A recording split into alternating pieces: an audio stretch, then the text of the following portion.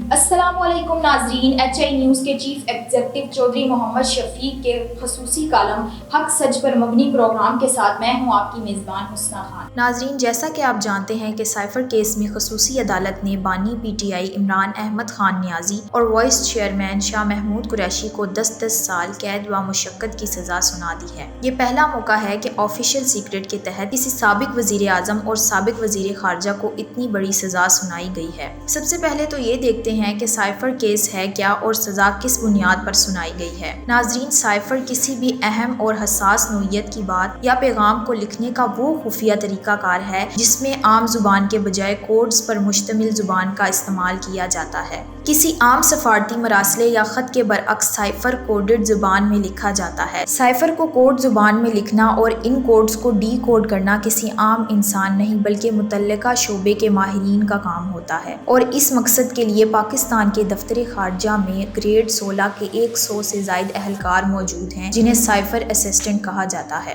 یہ cipher assistant Pakistan کے بیرون ملک سفارت خانوں میں بھی تعینات ہوتے ہیں۔ اب سائفر کے معاملے کو سمجھنے کے لیے امریکہ میں پاکستان کے سابق سفیر اسد مجید کے دفتر واشنگٹن کا رخ کرتے ہیں۔ ان کی امریکی سفارتکار ڈونلڈ لو سے واشنگٹن ایک کھانے پر غیر رسمی ملاقات ہوئی تھی۔ اس ملاقات میں امریکی عہدیدار نے پاکستان سے متعلق اہم امور پر اپنی رائے کا اظہار کیا۔ اسد مجید نے یہ سمجھا کہ یہ گفتگو انتہائی اہمیت کی حامل ہے، لہٰذا اس سے متعلق دفتر خارجہ کو آگاہ کرنا ضروری ہے۔ امریکہ میں پاکستانی سفیر نے سفار خانے میں تعینات سائفر اسسٹنٹ کے ذریعے اس ملاقات کے بارے میں اپنے پیغام کو کوڈ لینگویج میں بدلا اور اسے مخصوص ذریعے سے اسلام آباد میں خارجہ سیکرٹری کے نام ارسال کر دیا۔ یہ مخصوص ذریعہ کوئی مشین فکس ٹیلی گرام، صوتی پیغام یا کچھ اور بھی ہو سکتا ہے، اور اس کا دار و مدار کسی بھی ملک کے زیر استعمال اس ٹیکنالوجی پر ہوتا ہے جو وہ اس سلسلے میں استعمال کرتے ہیں۔ یوں یہ سائفر پیغام اسلام آباد پہنچ گیا۔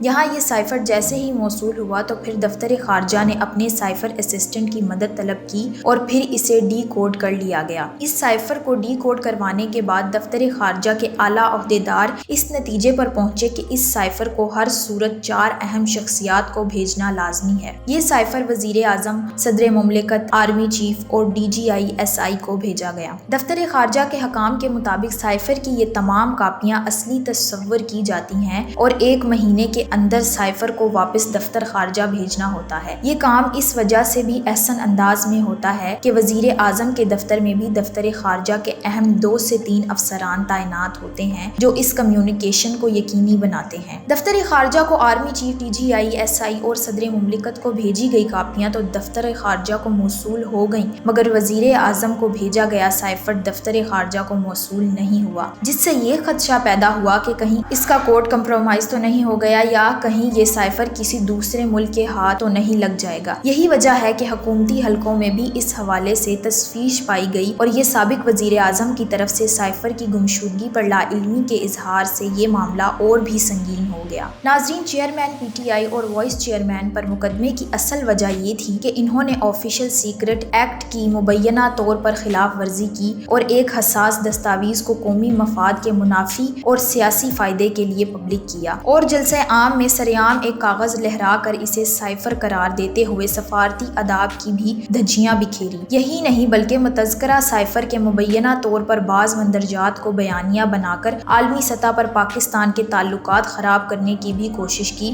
اور عدم اعتماد کے جمہوری عمل کے نتیجہ میں حکومت سے بے دخلی کو غیر ملکی سازش اور مداخلت قرار دے کر سیاسی فائدہ حاصل کرنے کی کوشش کی۔ یہ امر قابل ذکر ہے کہ سائفر کیس ٹرائل میں امریکہ میں پاکستان کے سابق سفیر جنہوں نے یہ سائفر تحریر کیا اور پاکستان میں وزارت خارجہ کے متعلقہ افسران نے سائفر سے متعلقہ چیئرمین PTI کے بیانیے کی تردید کی اور واضح طور پر بیان کر دیا کہ سائفر میں ایسی کوئی بات شامل نہیں تھی جسے سازش یا مداخلت قرار دیا جا سکے، اور یوں عدالت کے روبرو چیئرمین PTI اور وائس چیئرمین کا بیانیہ من گھڑت قرار پایا، جبکہ سائفر کی کاپی گم ہونا بھی فرد جرم کے اہم نکات میں شامل تھی، جس پر خصوصی عدالت نے فریقین کا موقف سننے کے بعد حقائق کو مد نظر رکھتے ہوئے مذکورہ سزا سنائی۔ آخری خبریں آنے تک سائفر کیس میں فیصلہ سنائے جانے کے بعد PTI نے اپیل میں آنے کا فیصلہ کیا ہے۔ اب یہ دیکھنا یہ ہے کہ اپیل پر انہیں کتنا ریلیف دیا جاتا ہے یا خصوصی عدالت کے فیصلوں کو برقرار رکھا جاتا ہے۔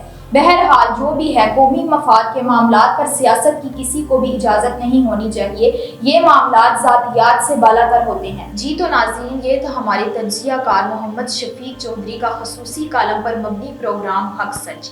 इसके बारे में आपकी क्या राय है? आप हमें अपनी राय से आगाह कर सकते हैं।